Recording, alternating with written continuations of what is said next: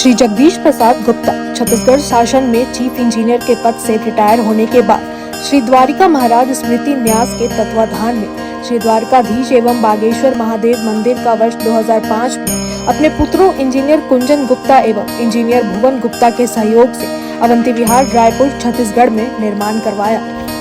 श्रीमद् भागवत कथा, राम कथा, गीता तत्व, वेदांत आदि के तात्पर्य को व्यासपीठ से कहने के कारण संतों द्वारा इन्हें आचार्य श्री जगदीश भी कहा जाता है। अपना संपूर्ण जीवन परमात्मा की सेवा में दिया उन्होंने परमात्मा भगवान श्री द्वारिकाधीश के दिव्य गुणों और कर्मों को लेकर अभी तक 15 ग्रंथ लिखे हैं, जिन ग्रंथों को भारतवर्ष के जगत गुरु और महापुरुष संतों के द्वारा आशीर्वाद प्राप्त हुआ है। अभी कठोपनिषद सरलतम बोध नामक ग्रंथ जो 7 विचारों में लिखा गया है।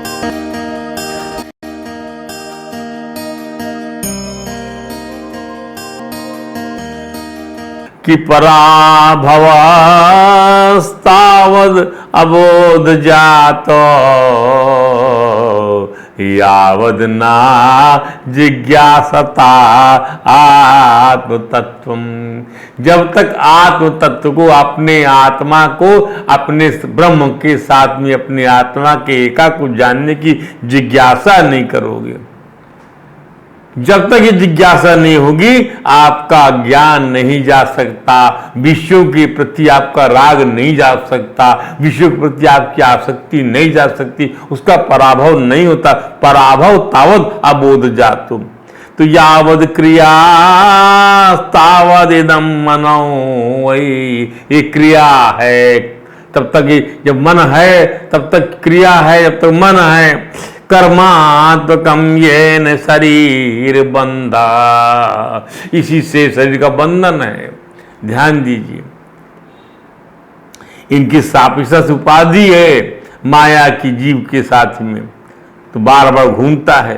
तो एवं मनः कर्मवशं प्रयुक्त अविद्या आत्मन्युबुद्धि माने।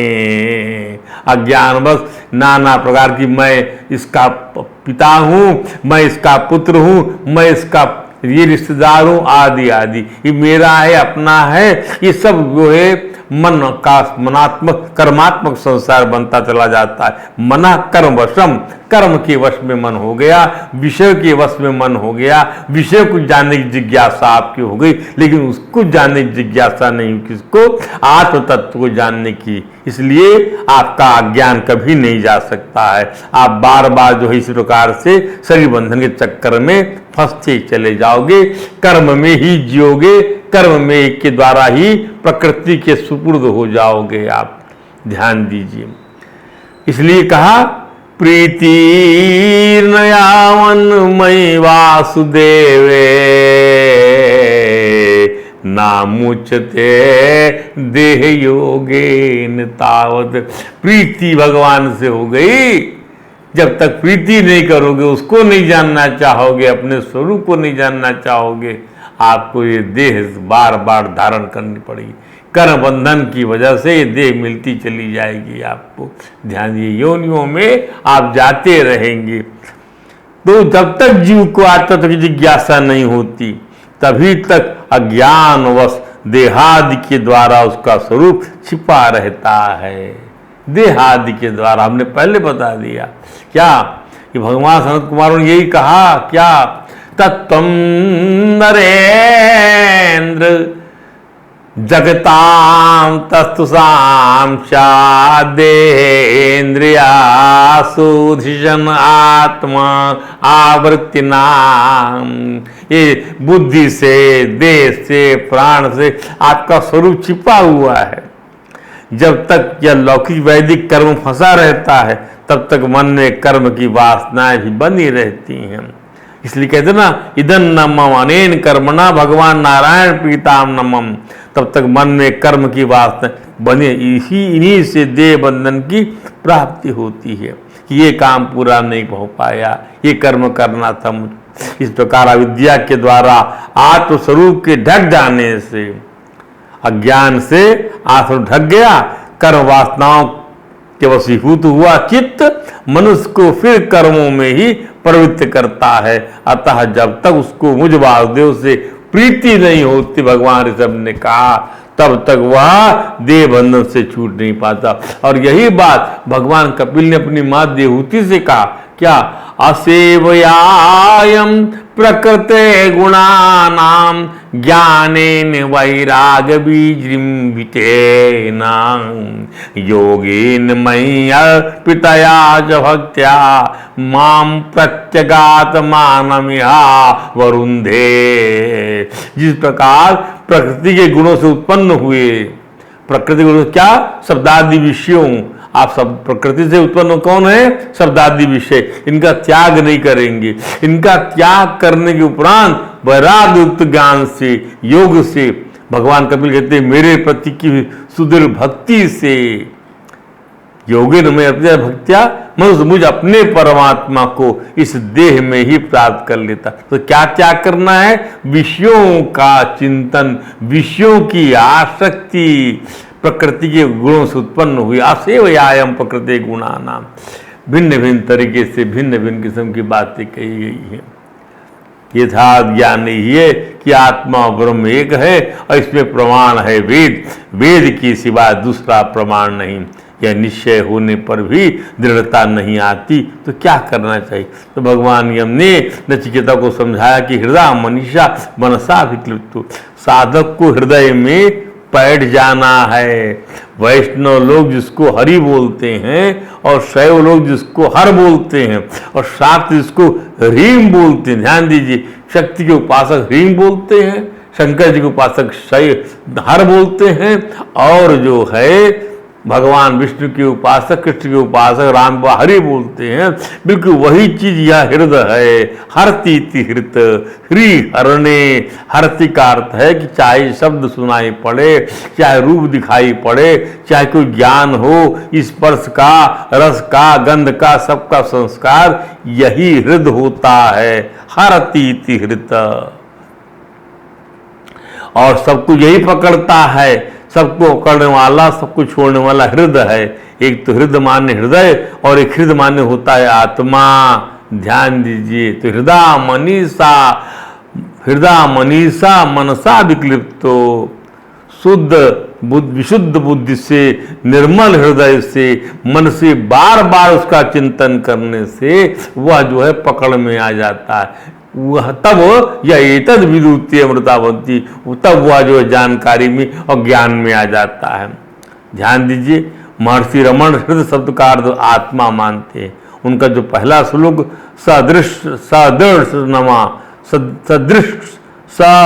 सदृशनमा का है, वह उस श्लोक में आया है। हृदय हृदाख्या, हृदय में वह हृदय नाम वाला है। परमात्मा का नाम है हृदय। उसके सामने जाने पर सबकी सत्ता छिन जाती है, उसके सिवा दूसरी वस्तु की सत्ता ही नहीं होती। उसी से सब सिद्ध होता है, उसी से मालूम पड़ते हैं, उसी से प्यार रखते भगवान, उसी में दिखते हैं, और उसके है ही यह है हृदय। हृदय माने स्वयं अपने आप को देखो, किसी के मुखापेक्षी नहीं बनना है। हृदय का अर्थ है जो प्रवर्तनशील और परिवर्तनशील पदार्थ है, उनकी उत्पत्ति और चेष्टा ये प्रतीत हो रही है, वह हृदय है। जिसमें प्रवृत्ति होती है माने चेष्टा हो रही है, वे प्रवर्तनशील पदार्थ हैं। और जिसमें परिवृत्ति अर्थात बदलाहट हो रही है, वे है परिवर्तनशील। प्रवृत्ति होना माने नई चीज का पैदा होना, और प्रवृत्ति माने बदल होना। तो नित्य प्रवर्तनशील और नित्य परिवर्तनशील पदार्थों की उत्पत्ति और चेष्टा प्रतीत हो रही है, वह हृदय है।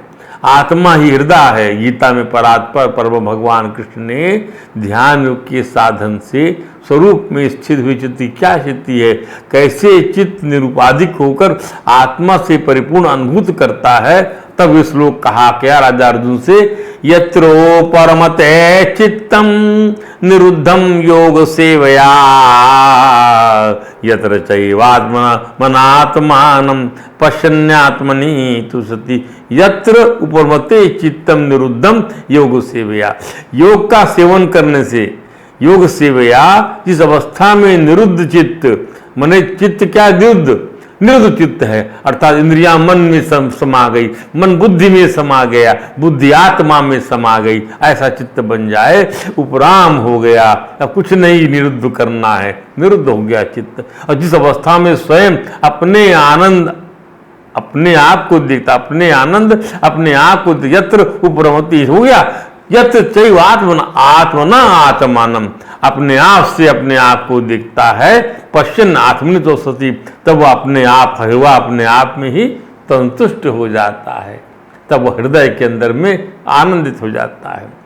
ध्यान धारणा, स्वामी राम सिद्ध महाराज जी ने इसी मंत्र की विवेचना करते हुए समझाया कि ध्यान योग में पहले मन को केवल स्वरूप में ही लगाना है, मन को केवल स्वरूप में लगाइए, ये धारणा होती है। यहाँ ध्यान रखना है कि मन को स्वरूप में लगाने के समय यदि कोई और वृत्ति पैदा हो भी जाए तो उसकी उपेक्षा करनी है। फिर चित्त को केवल स्वरूप में ही लगाने से जब मन का प्रवाह केवल स्वरूप में ही लग जाए तो उसको ध्यान कहते हैं। ध्यान के समय ध्याता, जिसका ध्यान किया जा रहा है अपने स्वरूप का, ध्यान जो क्रिया है, और ध्येय जो है स्वरूप। ध्याता मान ध्यान करने वाला, ध्यान माने वह क्रिया, और ध्येय माने अपना स्वरूप। तो यह त्रिपुटी रहती है, अर्थात साधक ध्यान के समय अपने को ध्यान करने वाला माने ध्याता मानता है, और साध रूप स्वरूप को ध्येय मानता है। तात्पर्य जब तक इन तीनों का अलग अलग ज्ञान रहता है तब तक वो ध्यान कहलाता है। और ध्यान में ध्येय की मुख्यता होने के कारण साधक पहले अपने में ध्यातापना भूल जाता है, फिर ध्यान की वृत्ति भूल जाता है, अंत में केवल ध्येय ही जागृत है, उसको समाधि कहते हैं, केवल स्वरूप में लीन हो गया। ध्यान दीजिए, तो संप्रज्ञात समाधि और असंप्रज्ञात समाधि। संप्रज्ञात समाधि माने चित्त की एकाग्र अवस्था जिसमें केवल ध्येय ही जागृत रहता है, ध्येय आपका जागृत रहेगा, आपका स्वरूप उसमें आप रहोगे, लेकिन ध्येय जागृत। इसी समाधि का दीर्घ काल तक अभ्यास करने से असंप्रज्ञात समाधि की उपलब्धि करा देता है। यही ध्येय, आपका ध्येय जो है वह ध्येय भी विलीन हो जाएगा। संप्रज्ञात समाधि में ध्येय का नाम और नाम नामी संबंध से तीनों रहते हैं। ध्येय जिसका हम ध्यान कर रहे हैं, ध्येय का नाम और नाम नामी संबंध से तीनों रहते हैं। इसी को चित्त की एकाग्र अवस्था कहते हैं। परंतु अब नाम की स्मृति न रहकर केवल नामी रह जाता है, आत्मा रह जाता है, तब वह असंप्रज्ञात समाधि होती है। इसको चित्त की निरुद्ध अवस्था कहते हैं। निरुद्ध अवस्था की समाधि दो तरह की होती, सबीज और निर्बीज। जिसमें संसार की सूक्ष्म वासना रहती है वो समीज समाधि कहलाती है। सूक्ष्म वासना के कारण सबीज समाधि में सिद्धियां प्रकट हो जाती हैं, और ये सिद्धियां सांसारिक दृष्टि से तो ऐश्वर्य हैं, पर परमार्थिक दृष्टि से चेतन तत्व की प्राप्ति में विघ्न है। ध्यान योगी जब इन सिद्धियों को निस्तत्व समझकर उपराम हो जाता है तब उसको निर्बीज समाधि होती है, जिसको यहाँ भगवान ने निरुद्धम कहा है। ध्यान दीजिए, तो इसका और आनंद लीजिए। तो ध्यान जनित आनंद, ध्यान में संसार के संबंध से विमुख होने पर एक सुख मिलता है जो कि संसार का संबंध रहने पर कभी नहीं मिलता। क्या मतलब हुआ? ध्यान आप करें, संसार के संबंध से आप विच्छिन्न हो गया, आपका संबंध, एक सुख मिलता है, हाँ मिलता है, जो कि संसार का संबंध रहने पर कभी नहीं मिलता। तो संप्रज्ञात समाधि में उससे भी विलक्षण सुख होता है। जब साधक निर्बीज समाधि में पहुंचता है तब उसे बहुत ही विलक्षण सुख आनंद होता है। योग का अभ्यास करते करते चित्त निरुद्ध अवस्था निर्बीज समाधि से भी उपराम हो जाता है। ध्यान दीजिए, अर्थात योगी उस निर्बीज समाधि का भी सुख नहीं लेता, उसके सुख का भोगता नहीं बनता। उस समय वह अपने स्वरूप में अपने आप का अनुभव करता हुआ अपने आप में संतुष्ट होता है, प्रज्ञा को पुष्ट करता है, समता का अनुभव करता है। ध्यान दीजिए, उस सुख के राग से जो है प्रभावित नहीं होता। जिस तत्व की प्राप्ति ध्यान योग से होती है उसी तत्व की प्राप्ति कर्मयोग से होती है। ध्यान योग समाधि के सुख से साधक का चित्त उपराम होने पर वह अपने आप से संतुष्ट हो जाता है। वही कर्म योग में जब साधक मनोगत संपूर्ण कामनाओं का सर्वथा त्याग कर देता है तब अपने आप से संतुष्ट हो जाता है। तो मन आत्मा में नहीं लगता, प्रत्युत उपराम हो जाता है। कारण कि मन की जाति अलग है, आत्मा की जाति अलग है। मन जो है अपरा प्रकृति है, उसका हिस्सा है, जड़ है, और आत्मा परा प्रकृति है, चेतन है, उसका हिस्सा है। इसलिए आत्मा ही आत्मा में रमण करता है। आत्मना आत्मानम पश्चन आत्मनि तुष्यति, जैसा कि इस मंत्र में कहा है। अपने आप में अपने आप को देखने का तात्पर्य कि आत्म तत्व पर संवेद्य नहीं है, परंतु ससंवेद्य है। मन से जो चिंतन किया जाता है वो मन के विषय का ही चिंतन होता है, परमात्मा का नहीं। बुद्धि से जो निश्चय किया जाता है वो बुद्धि के विषय का ही निश्चय होता है, परमात्मा का नहीं। वाणी जो वर्णन किया जाता है वो वाणी के विषय का ही वर्णन होता है, परमात्मा का नहीं।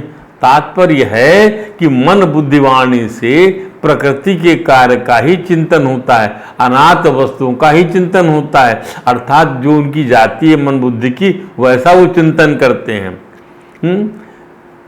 परंतु परमात्मा की प्राप्ति मन बुद्धि वाणी से सर्वथा विमुख संबंध विच्छेद होने पर होती है, जड़ता त्यागने से होती है। यहाँ उल्लेखनीय है कि एक परमात्मा प्राप्ति का ही ध्येय हो तो मन बुद्धि वाणी से चिंतन निश्चय ऐसा वर्णन करना भी अनुचित नहीं है, परंतु वह भी साधन रूप हो जाता है।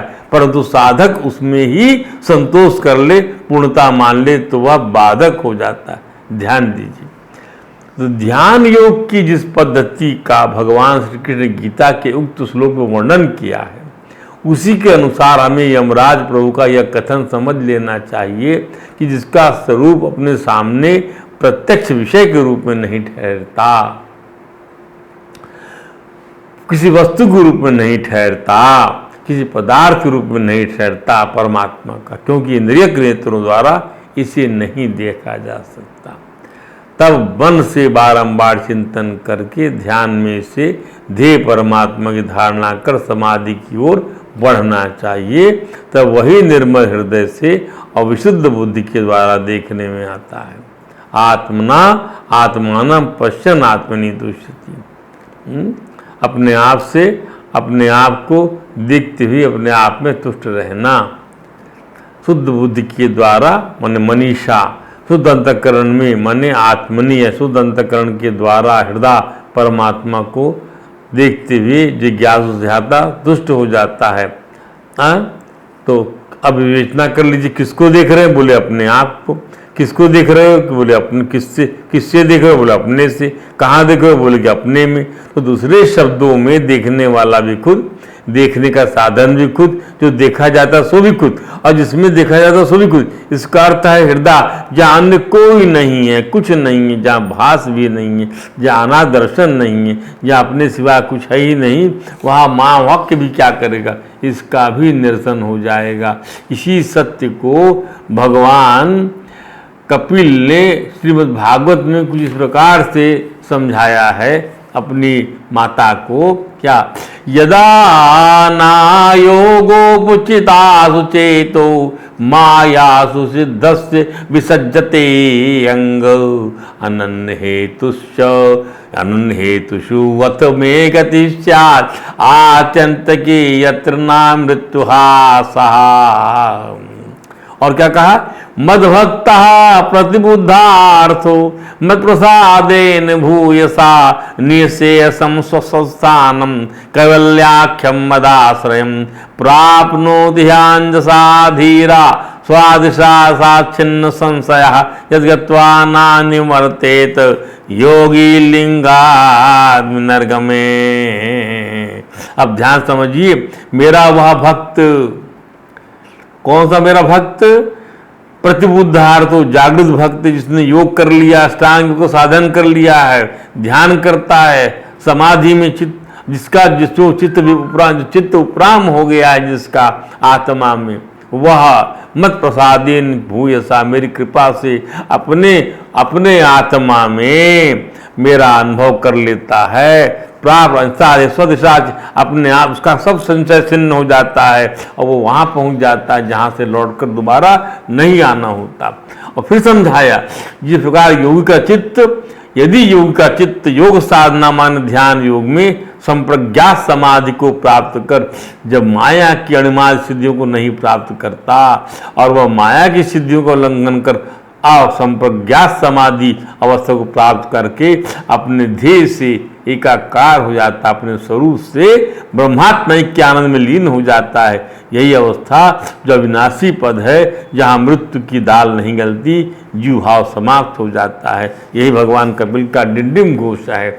अब मनीषा समझिए, क्या जब आंख से, नाक से, कान से, जीभ से ब्रह्म का ज्ञान हो ही नहीं सकता, तो हमें इन ऐन्द्रियक अनुभव के पदार्थों के बारे में संकल्प ही क्यों करना है? हम कदाचित संस्कार से इतने आक्रांत हो गए हैं कि अब तक जो देखा है, सुना है इन इंद्रियों के द्वारा, उसको ढोते ही चलना ब्रह्म ज्ञान की जिज्ञासा में अवरोध है। हमें इंद्रिय संस्कारों को मिटना होगा, मन मिटना होगा इनको। इसलिए ये संस्कृति जब तक निवृत्त नहीं होगी, जब तक आप लिंग रूपी, तब तक आप समझिए स्वप्न में ही विचरण कर रहे हैं। स्वरूप बोध आपको हो ही नहीं पाएगा। मन से जो देखें, सुने, अनुभव किए भी संस्कार हैं, जिससे स्मृति होती है, जिन संस्कारों से आगे के लिए कल्पना होती है, उन दोनों से अपने बुद्धि को खाली करना होगा। तो बुद्धि को खाली करना होगा संस्कार से, इंद्रिय संस्कार को मेटना होगा, बुद्धि में न रह जाए। इसी का नाम नीति है। इंद्रिय अनुभव संस्कारों का नीति के द्वारा तिरस्कार करना है। नहीं नहीं नहीं नहीं नहीं नहीं नहीं नहीं। जब तक स्वतः का अनुभव न हो जाए, मनुष्य माने तीक्ष्ण बुद्धि के द्वारा दृश्यमान परिच्छिन्नता का तिरस्कार कर दीजिए, दृश्यमान परिच्छिन्नता का की उपेक्षा कर दीजिए, तिरस्कार कर दीजिए, छिन्न भिन्न कर दीजिए उसको। ब्रह्मज्ञानी लोग यही समझाते हैं, उसकी आसक्ति को काट डालिए कि यह नीति महावाक्य के द्वारा, नीति के आलम्बन के द्वारा बुद्धि ने आत्मा के अतिरिक्त, बुद्धि ने, ध्यान दीजिए, आत्मा के अतिरिक्त संपूर्ण दृश्यों का, संपूर्ण परिच्छिन्न पदार्थों का, भोगों का, कर्मों का निषेध कर दिया। जो शेष रहा वो क्या है? अपरिच्छिन्न, अकर्म, अभोग्य, अदृश्य, हमारा अपना आपा, हमारा स्वयं है जो, या अपने आप को अनंत के रूप में जानना ही मनीषा है। अदरवाइज, अर्थात बुद्धि के द्वारा विचार करके स्वयं को अपरिच्छिन्न जानना मनीषा है। ये इसका लक्ष्यार्थ है, ध्यान दीजिए। अब मनसा विक्लिप्त को समझ दीजिए। इसी मंत्र में क्या कहा? ये कहा गया है ना, हृदय मनीषा अभिक्लिप्त, हृदय मनीषा मनसा अभिक्लिप्तो या एतद विदु अमृता ते भवंती। इसी मंत्र में 2 लाइन जो समझा रहे हैं। पहले 2 लाइन समझाया आपको हमने कि ना सदृशे तिष्ठति, ना सदृशे तिष्ठति रूपमस्य। पदार्थ रूप में ये दिखाई नहीं पड़ता। न चक्षुषा पश्यति, न चक्षुषा पश्यति, न चक्षुषा पश्यति, क्या? न चक्षुषा पश्यति कश्चनेनम, कोई इसको आंख से नहीं देख सकता। कश्चनेनम। फिर हृदय मनीषा मनसा विगतो या एतद विदु अमृता ते भवंती। अब इसको समझना है। तो अब यहाँ पे हमने हृदय समझा हमने, अब मनीषा समझा हमने। अब हम समझेंगे क्या? अब हम समझेंगे मनसा अभिक्लिप्तो। भगवान यम ने कहा ब्रह्म को स्वयं जानो, स्वयं में जानो, यह है हृदय। मनीषा माने बुद्धिया स्वयं जानो, स्वयं न जान सको तो बुद्धि से विचार करके जानो, ये मनीषा हो गया। परंतु बुद्धि तो जब नोन तेल लकड़ी के विचार में लग जाती है तो फिर ईश्वर के बारे में कहाँ जान सकती है? ध्यान दीजिए। तो पहले क्षुधा निवृत्ति चिंता पहले करेंगे, यह बहुत जरूरी है। यह निर्वाह दृष्टिकोण का अतिरिक्त है। भाई आत्मज्ञान जरूरी है कि 500 साड़ी का भंडारण करना है घर में, निर्वाह योग भोजन जरूरी कि संग्रह करके अन्न को सड़ाना है। तो माया का पर्दा आत्मा में डालकर परमात्मा को समझने की जिज्ञासा का कोई महत्व नहीं है। माया का पर्दा आत्मा में डालकर कोई मतलब नहीं है। सड़ते रहो, अब ऐसे में योग धारणा का विलंब लेकर मन को स्वरूप में लगाने का बारंबार ध्यान करना, इससे उसकी वृत्तियों का, उसके संकल्पों विकल्पों का विस्तार नहीं हो पाएगा। वह निरुद्ध होकर उपराम हो जाएगा और तभी ऐसा योगी समाधिस्थ होकर स्वयं को देखते हुए तुष्ट रूप आत्मा का अनुभव कर लेगा, अमृत हो जाएगा। विपश्यना में इसी प्रकार से सिखाया जाता है, ध्यान दीजिए। स्वामी अखंडानंद जी कहते हैं, मनसा विकल्प का अर्थ है कि मन में उठने वाले जितने भी संकल्प विकल्प हैं उनका मूल पता करना चाहिए। कहाँ से उठ रहा है? वस्तु का संकल्प है, काल का है, पदार्थ का है, भावों का है, नामों का संकल्प कहाँ से उठता है? इसके उदय का स्थान क्या है? संकल्प उदय का जो मूल उपादान है, संकल्प का जो अधिष्ठान है, संकल्प का जो काल है, वो क्या है? तो संकल्प के काल से उपलक्षित, संकल्प के स्थान से उपलक्षित और संकल्प के उपादान से उपलक्षित जो आत्म तत्व है, उसे मनसा, मन से सोचना है। क्या सोचना है? कि सोहम अस्मि, वही मैं हूँ।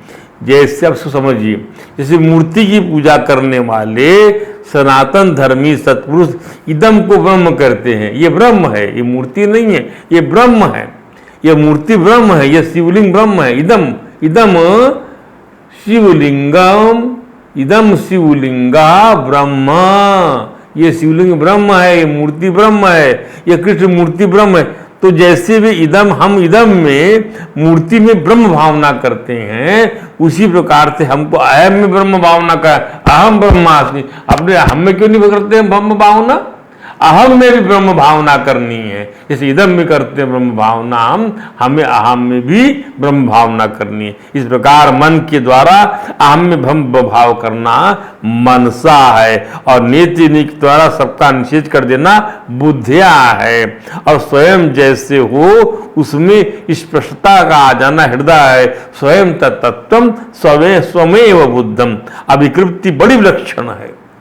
सत्य तो यही है कि सबकी सब अभिक्लिप्ति है, कल्पित है, परंतु सच्ची चीज हो तो सच्ची चीज से न मिटेगी। परंतु हमारा कर्तापन, पापी पुण्यात्मा होना, यह भी तो क्लिप्त है, कल्पित है। एक मन की लकीर तो है हमारा भोक्तापन, सुखी दुखी होना, यह भी मन की एक लकीर है। हमारा नारकी स्वर्गीय होना, यह भी मन की एक लकीर है। हमारा परछिन्न होना, यह भी मन की एक लकीर है। तो इस अभिक्लिप्त को, इस कल्पित लकीर को चाहे मन से भावना कर मिटाएं, चाहे बुद्धि से जांच पड़ताल करके मिटाएं, और चाहे तो स्वयं इच्छित होकर मिटाएं, पर मिटाना है, निरसन करना है, स्वरूप में बैठना है, अमृत बनना है। ध्यान योग और भक्ति योग माने ज्ञान और वैराग का समन्वय बनाकर परमात्मा से अपना एक स्थापित कर लेना, और सद्गुरु और इष्ट के चरणों को छोड़ना नहीं है, और कभी भी आज तत्व की जिज्ञासा को शांत नहीं होने देना है। ध्यान दीजिए, संस्कृति वयच्छेदो भक्तिया परमया गुरु, कभी गुरु और कभी जो हित को छोड़ना नहीं है, और जिज्ञासा को शांत नहीं होने देना। ऐसी बुद्धि, ऐसा ज्ञान, ऐसा योग प्राप्त करने के लिए भगवान ने हमने अगला मंत्र समझाया को। कैसे मिली? कि यदा पंचावतिष्ठन्त ज्ञानानि मनसा सह बुद्धिश्चना विचेष्टति तामाहु परमां गतिं ताम योगमिति मन्यन्ते स्थिरामिन्द्रिय धारणाम् आप मत्तः तदा भवति योगो ही प्रवापयु। इसको समझिए, क्या? यदा पंचावतिष्ठन्ते ज्ञानानि मनसा सह, जब मन के सहित मनसा सह, मन के सहित पंचावतिष्ठन्ते, पंच मन पांचों ज्ञान इंद्रिया भली भांति स्थिर हो जाती। यदा पंचा अवतिष्ठन्ते ज्ञानानि, पंच ज्ञानानि अवतिष्ठन्ते, मन के साथ मन और पांच छह स्थिर हो जाती हैं, और बुद्धि भी किसी प्रकार की चेष्टा नहीं करती। अभी सब स्थिर हो गई, अर्थात इनका निरोध हो गया।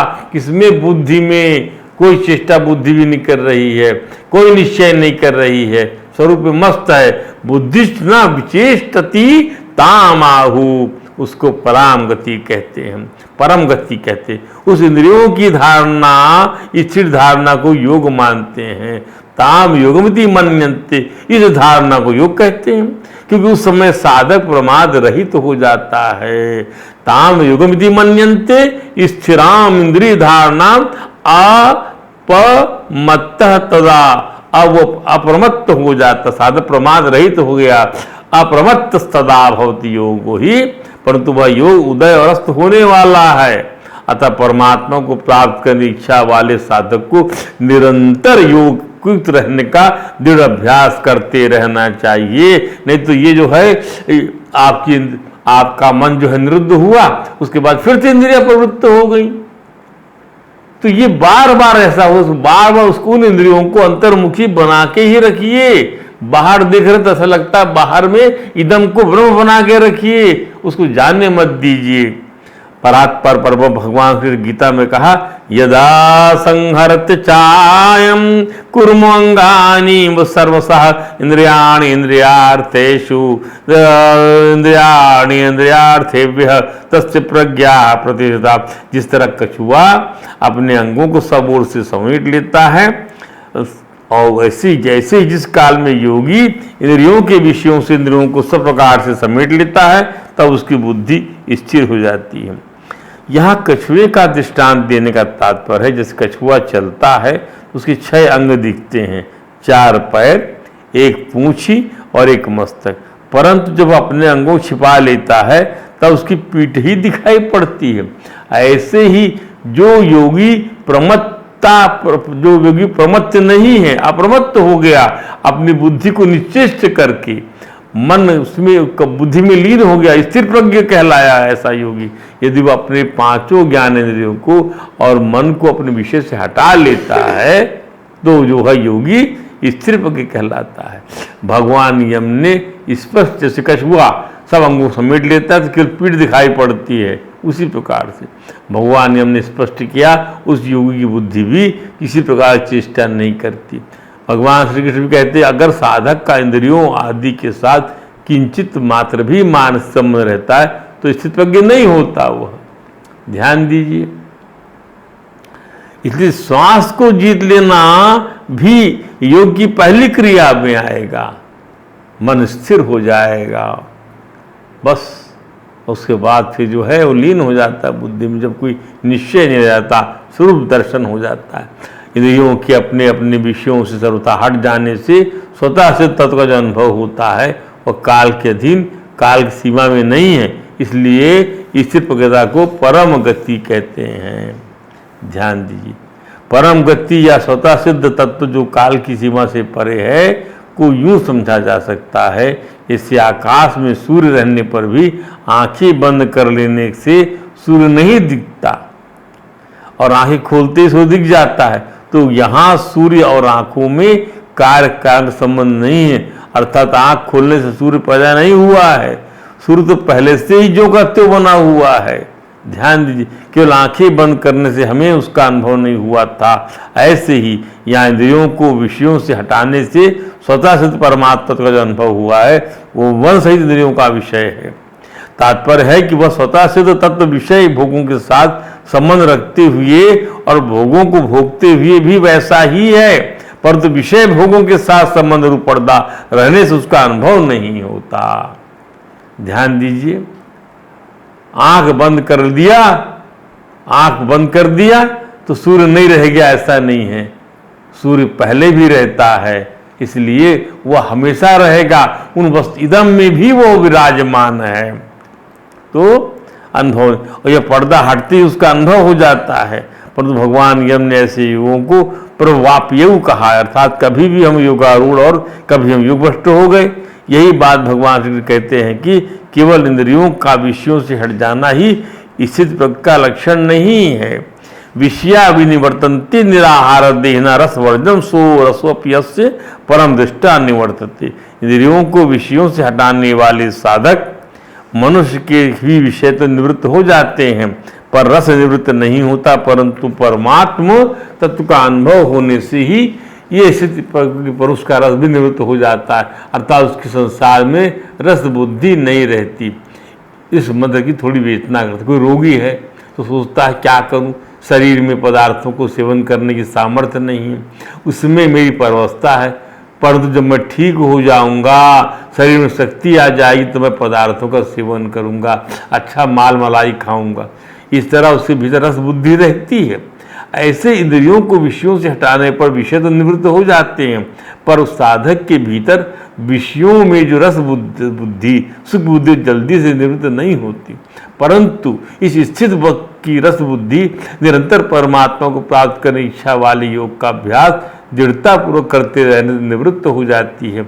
इस रस बुद्धि से निवृत्त होने से साधक स्थितप्रज्ञ हो जाता है। यह नियम नहीं है, परंतु स्थितप्रज्ञ होने से रस बुद्धि नहीं रहती। इस रस बुद्धि से निवृत्त होने साधक नहीं, नियम यह कि स्थितप्रज्ञ होने से रस बुद्धि नहीं रहती है, महत्वपूर्ण है। अभ्यास करना दृढ़तापूर्वक योग का, निरंतर परमात्मा को प्राप्त करने की इच्छा करना है, योग का अभ्यास करना है दृढ़तापूर्वक। अब इस मंत्र में हमने कहा यदा पंचावतिष्ठन्ते ज्ञानानि मनसा, जब पांचों इंद्रियां भरी भांति स्थिर हो जाती हैं, मन और बुद्धि निश्चेष्ट हो जाते हैं, जिसका वेदांत सम्मत अभिप्राय क्या है कि दृष्टा आत्मा अपने स्वरूप में स्थित है। आत्मा के स्वरूप स्थिति का नाम ही तो योग है। इसलिए धर्मात्मा लोग, महापुरुष लोग पवित्र कर्म करने की प्रेरणा देते हैं। कर्म निषिद्ध ना हो, विहित कर्म ही किए जाएं। भगवान ऋषभ तो देह धारण की असद और दुखमय स्थिति का कारण ही भी कर्म को मानते, गर्हित कर्म को मानते। उन्होंने एलानिया कहा है कि नूनम प्रमत्तः कुरुते विकर्म यदिंद्रिय प्रीतया बनोति न साधु मन्ये यतात्मनोयम असन्नपि क्लेशदास देहा। जब मनुष्य प्रमाद करता है, उनका कहना है, इसमें कोई संदेह नहीं रह जाता कि वो गर्हित कर्म करेगा, वासना की पूर्ति के लिए निषिद्ध कर्म करेगा, ताकि अपने इंद्रियों की मांग की पूर्ति कर सके, उन्हें तृप्त कर सके। ऐसे कुकर्म की प्रवृत्ति उसकी हो जाती है। इसे अच्छा कैसे कहा जाए, इस रास्ते को क्यों अपनाया जाए, क्योंकि यही वह मूलभूत कारण है जिससे आत्मा को यह असत और दुखदायक शरीर प्राप्त होता है। हम आपको बाकी इसकी और व्याख्या कल समझाएंगे। आज यही हरे राम राम राम हरे हरे, हरे कृष्ण कृष्ण कृष्ण हरे।